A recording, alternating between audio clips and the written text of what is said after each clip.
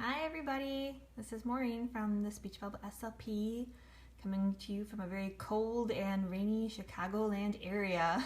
So I'll give everyone a minute or two to kind of join in. Hope everybody had a nice Wednesday. Hi Hallie! Yes, right now it does not feel much like spring out here in the Midwest, or at least by me. Sorry, there's one of my dogs coming in. It's about 50 degrees and cold and rainy. So hopefully it is warmer where you are. Show some hearts if you got a little sunshine in your area. Maybe you can send it my way. That'd be great. Oh, look at all that hearts. Hopefully that sends some of the sun here.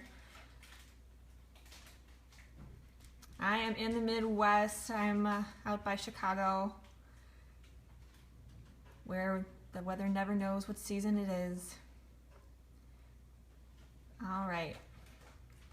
So bear with me for a second while I kind of set the phone down and turn the camera around, and I can tell you all about what I have to share with you guys. Alrighty. Hi! Hi everybody! So, if you're just tuning in, I'm Maureen from the Speech Bubble SLP, coming to you for SLP Bloggers Live. And today I wanted to share with you two of my favorite spring books and a little craft that you can do with your kids as well. So, no surprise, I like to use books in therapy. I feel they are like the, oh, thank you so much for that. That's awesome. I'd love to read it. You can send it my way. Oh, my headband, yeah. It's raining, humid. My hair is actually naturally curly, so contain the frizz as best we can. But yeah, spring books. So, what I like to do is take two of my favorite books and I kind of integrate them with my different levels of kids. What I will do is show you the two books I like to use. One is for a kindergarten through second grade level, and the other is more for like 3 through 5. So first up is Splat the Cat, Oopsie Daisy. This is really cute. This is my K through 2 book that I use a lot. And if this is in the series, so if you don't know Splat the Cat, it's actually a series of books. And they're really cute. There's ones for Valentine's Day and Christmas, but this one is more spring and flowers and kind of going with that whole April shower, bring May flower kind of theme. So what I'll do is I'll read this book, and it's really great for working on vocabulary and problem solving and predicting, because Splat, and then this is his little mouse friend Seymour, he finds a seed and he brings it in and they decide to plant it, and they have to learn how to plant it, so they go to the library. It's actually really, really cute. So I'm sorry if I'm having to pause a few times to block some people who are not participating properly. So this is one of my favorites to use for spring for K through 2. And it has a lot of nice pictures in it, so you know, when it shows him going to the library, he's got all the library books here, checking out a book. So you can actually integrate some other good around the school classroom type things too. The next book I have is called Plantzilla. If you ever saw Little Shop of Horrors, this is kind of like that. It is about a boy named Mortimer, and he wants to take care of a plant from school over the summer. And this is the plant named Plantzilla that he wants to take care of. And Plantzilla kind of starts to grow into a plant all its own, with a life all its own, and starts eating things like hamburgers, and somehow the family dog goes missing. But it's fantastic for those 3 through 5 grades for inferencing, because the way that it's written is not in a traditional narrative way. Thank you, Carrie. I'm trying. It's not written from a traditional narrative point of view. It is all written in letters that Mortimer writes to his teacher, and the teacher's responses. So it has a lot of perspective taking in there as well, kind of picking out the different vocabulary that he's using as the book goes forward. And then what I love, the illustrations are, they're subtle, but they're not too subtle. So if you're having kids working on inferencing, it is really great to use because it's still, they have to look to find the clues, especially in the illustrations. But they are not too subtle to where you can't pick them up. So on this one, you know, I'll ask my kids, see if they can choose, like, you know, how is Mortimer feeling? Okay, so he doesn't have like a huge goofy grin on his face, but you can figure out he's happy. And if you look really closely at the plant, he kind of evolves through the story. So you can see he's almost smiling and he's holding a chili cheese dog. No, not too young for 5th grade, especially if you're focusing on more of the inferencing aspects, those higher level thinking skills. And they always get a kick out of the fact that the story, like the plant starts to eat weird things, this and that. So I've used it. They actually use it with our 4th and 5th grade sometimes just to kind of refresh inferencing before they start those different units. So it's a good intro, and it's a good one to kind of get them thinking about it again. But they get a kick out of the story. None of my 5th graders have ever really objected to it or said like, oh, I think that's too babyish. But no, that's a good question, because at first I can get it, like, you're like, really, 5th grade?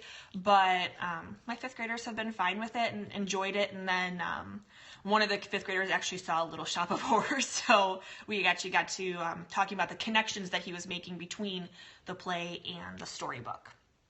So the craft that I wanted to share with you guys is actually more for that K through 2 population. So it follows, so after you read Splat the Cat, you can go in, and if you want to then emphasize all of the gardening and flower vocabulary that they talk about in the book here. So here, I'll scoot past the library, but you know, here they have the dirt and flower pot, they're watering, so you can go through all the steps of how you plant a flower, what happens to the flower.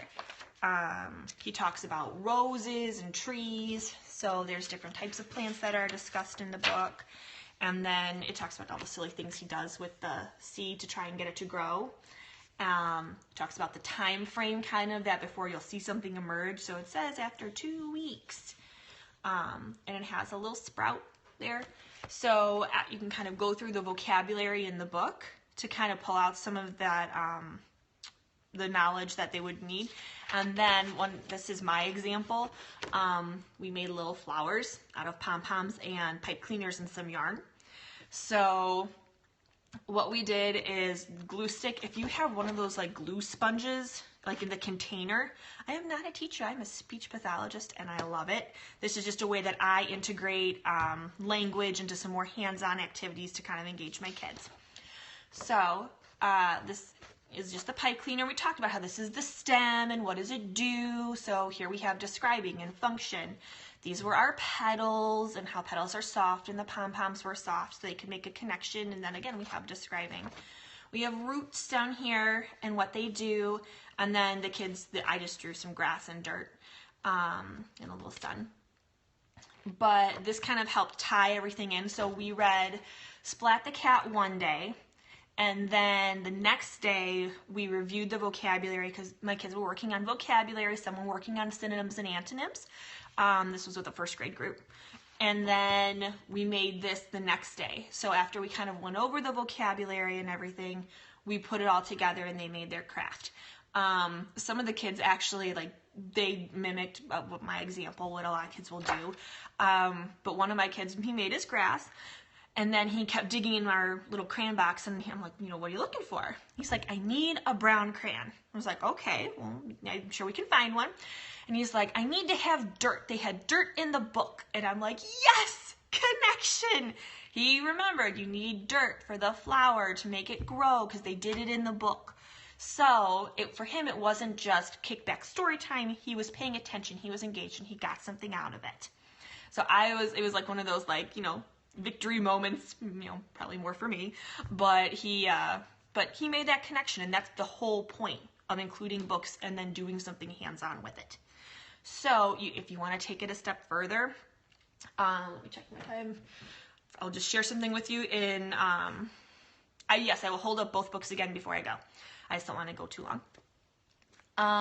If you want to take it a step further, 2 years ago, I did plant flowers with my kids. So we got the potting soil and cups and seeds and all that. And we read the same book. We read, I'll hold up one of the books. I'm sorry, it's backwards. But it's Splat the Cat, Oopsie Daisy. It's from the Splat the Cat series. And then, so we read that book and we went through, okay, it's only backwards for me. That makes me feel better at least. Yeah, you can find a lot of those things at the dollar store. You don't have to go and get expensive. I had a lot of these materials already in my room just from odds and ends, but you don't need to go and buy a whole bunch of stuff. You can probably just pull stuff together from around the house. But if you want to plant flowers, I actually recommend getting, they look like compressed, yes, borrow from the art teacher, definitely. Getting the little compressed, like cones of dirt that you would have to submerge in water and then they get bigger. That way you can put those into like a plastic cup, like a solo cup, and then they can put their seed in there. It's a lot cleaner than scooping things out, scooping out potting soil into a cup, and then with the little ones it does get really messy. So if you're gonna do that, try and do it outside. Otherwise, I recommend getting the little compressed things of dirt, submerging them, and then they can put that in the cup and push their seed in and kind of follow the same routine just with that. We still did little gardening tools that they could use it. So they had a little trowel that they used to put the cone of dirt in there if they want to do that way. And then the second book, I'll go over that one more time. It's called Plantzilla. It's really, really cute. And it is by Jardine Nolan. So if you're looking for that. I'm actually going to have a post on my blog that'll talk about these two, and I'll put Amazon links for the books in there. Zone of Dirt, I just bought potting soil from Walmart. I didn't really get too fancy. As far as the cone, I found those at Walmart as well last time in the gardening section. They'll come in like a tray of like 20. So, and it was like 20 for like maybe $8. So it's pretty cost effective. It's a, cheap but effective craft. So like I said, I'll have a post on my blog tomorrow about the books and the crafts, and I'll put some links in there too, so if you wanted to try and find the book, if your librarian doesn't have it, you can just order it from there if you want. So I hope that's been helpful, and I hope it's been fun, and I loved having you guys come in and join me. So remember, this will be up on our YouTube channel after. I just have to upload it and all that, and thanks for coming by. Bye guys. Hope I can turn this off.